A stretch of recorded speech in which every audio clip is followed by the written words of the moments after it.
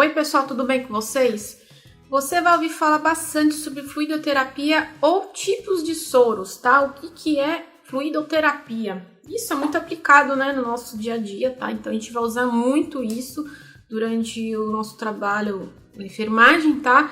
É considerado um tratamento, a fluidoterapia é um tratamento de suporte, sendo como os principais objetivos a expandir volemia do paciente, corrigir desequilíbrios hídricos e até eletrolíticos do mesmo, tá? Suplementar calorias e nutrientes, auxiliar no tratamento também da doença primária dele. Então, é importante que a doença primária ela seja diagnosticada e também tratada aí adequadamente. Mas antes de falar sobre a fluidoterapia, você sabia que tem algumas curiosidades interessantes sobre a água corporal? E eu vim trazer também para vocês nesse vídeo falando sobre a água corporal.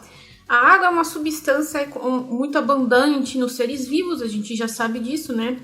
Todos os nossos organismos aí praticamente têm uma porcentagem de água no corpo, que eu vou falar para vocês. Então, todas as reações químicas no organismo, elas são realizadas justamente no meio aquoso.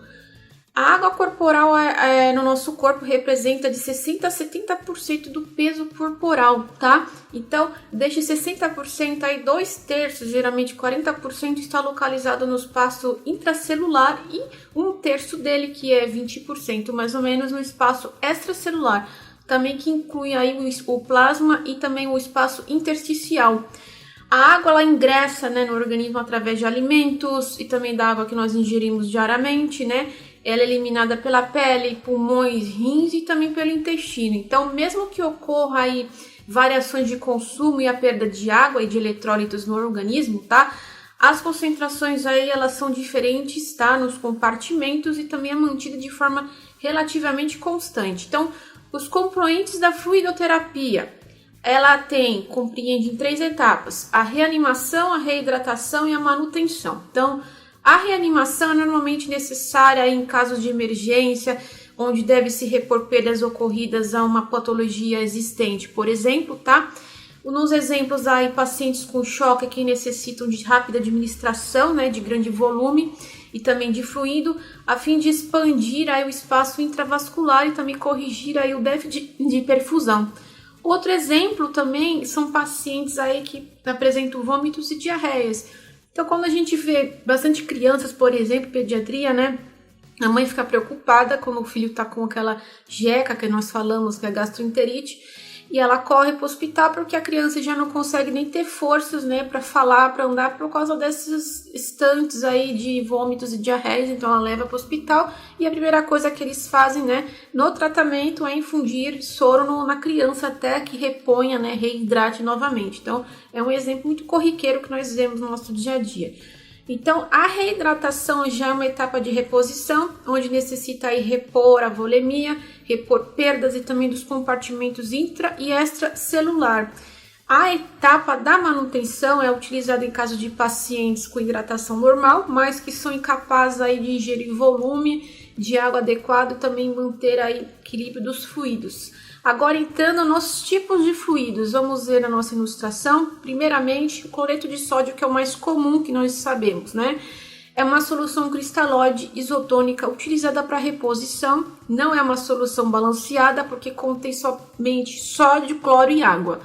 Ela é acidificadora, sendo indicada para pacientes com alcalose.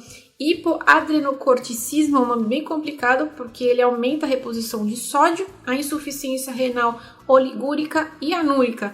Oligúrica é aquela que urina bem pouquinho durante as 24 horas e anúrica é aquela que não urina nada durante as 24 horas, tá? Pois evita a retenção de potássio e também de hipercalcemia, que não contém cálcio. A gente precisa entender que tem que usar com cautela em pacientes com insuficiência cardíaca também, com edema e hipernatrêmicos devido ao sódio, tá?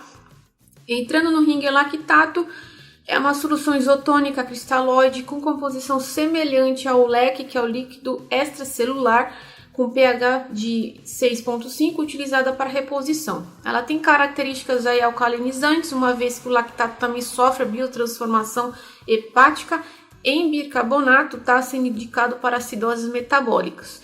Ela contém cálcio, também contraindicada para pacientes aí hipercalcêmicos, né? Então, como não é indicada para pacientes com hepatopatias, né, por causa do níveis aí de potássio, por exemplo. Então, é importante a gente prestar atenção nesse caso para não administrar em qualquer paciente, tá?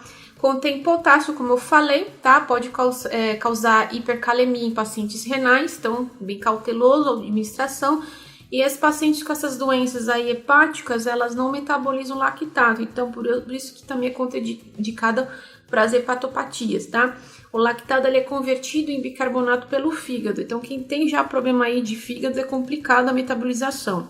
O Ringer simples, ele possui características semelhantes ao lactato, tá? Porém, ele não contém um lactato, por isso que ele tem nome simples. Ele é utilizado para reposição. Contém mais cloreto de cálcio, tá? E um cloreto mais cálcio, por exemplo, e outras soluções, também tornando levemente acidificantes, ou seja, pH de 5,5. É uma solução de emprego ideal nas alcaloses metabólicas, tá? E uma solução também cristalóide e é semi-isotônica.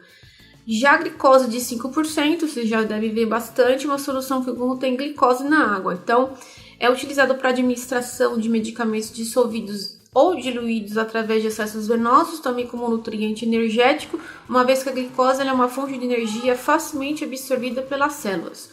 Existe também nas vertentes isotônicas de 5,5% em massa, ou isso é o de 5 ou 5,5 a cada 100 ml de glicose, hipotônica também 2,5 e hipertônica de 10. Então vocês vão encontrar de diversos tipos de porcentagem aí no hospital, tá? Lembrando que essa solução aí torna-se hipotônica quando a dextrose é metabolizada, não usar na ressuscitação, tá? E usar cautelosamente em pacientes cardíacos e renais.